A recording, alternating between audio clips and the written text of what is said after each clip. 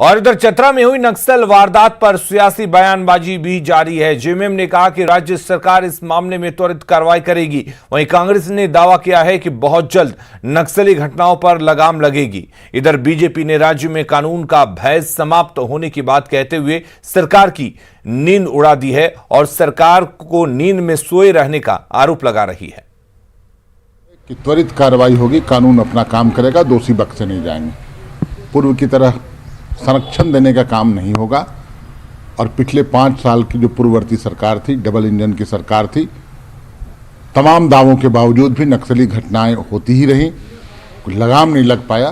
Corona का दौर था और सभी लोग कोरोना के विपदा में कहीं ना कहीं पुलिस का बहुत बड़ा रोल रहा है इस लड़ाई से लड़ने में।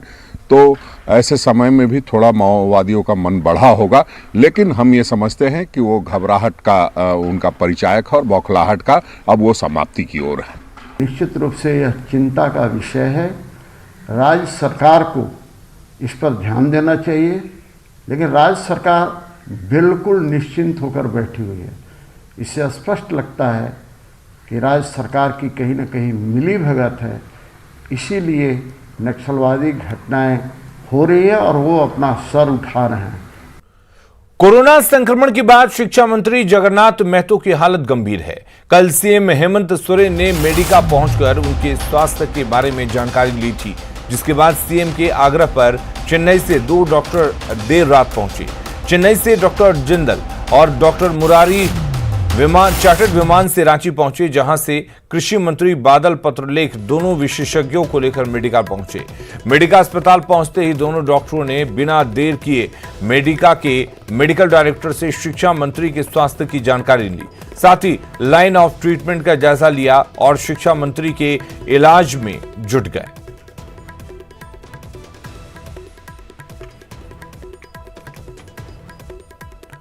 झारखंड में कोरोना की धीमी होती रफ्तार के बीच पिछले 24 घंटे में राज्य में 7 लोगों की मौत इलाज के दौरान हो गई। इसी के साथ राज्य में अब तक 839 लोगों की कोरोना संक्रमण से मौत हो चुकी है। वहीं कल 385 नए केस मिलने से संक्रमितों की संख्या 95,000 के पार पहुंच गई है। झारखंड का कोरोना अपडेट दे रहे हैं रांची संवाददाता उपेंद्र कुमार। झारखंड में कोरोना की धीमी होती रफ्तार के बीच पिछले 24 घंटे में 7 कोरोना संक्रमितों की इलाज के दौरान मौत हुई है और इस तरह से राज्य में कोरोना से मरने वालों की संख्या बढ़कर 839 हो गई है। इलाज के दौरान 24 घंटे में रांची में 3, देवघर में 1, धनबाद में 1, कोडरमा में 1 और पलामू में 1 कोरोना संक्रमित की मौत हुई है।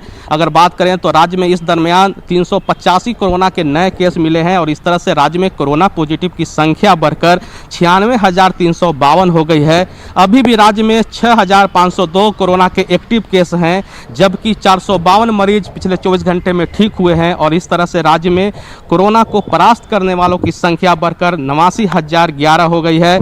जो राज्य का रिकवरी रेट है वह 92.38% का है। इस बीच में खबर यह है कि मेडिका में भर्ती कोरोना पीड़ित शिक्षा मंत्री जगन्नाथ महतो की स्थिति काफी गंभीर अभी भी बनी हुई है। कल मध्य रात्रि चेन्नई से 2 डॉक्टर की विशेष टीम रांची पहुंची और उनका इलाज कर रही है। डॉक्टर इलाज करने के दौरान उनका मेडिकल रिपोर्ट को देखेंगे और उनकी स्थिति को देखकर फैसला लेंगे कि उनका इलाज राज्य में संभव है या फिर राज्य से बाहर शिफ्ट किया जाए। कैमरामैन केडी के साथ उपेंद्र, न्यूज़ 18 रांची।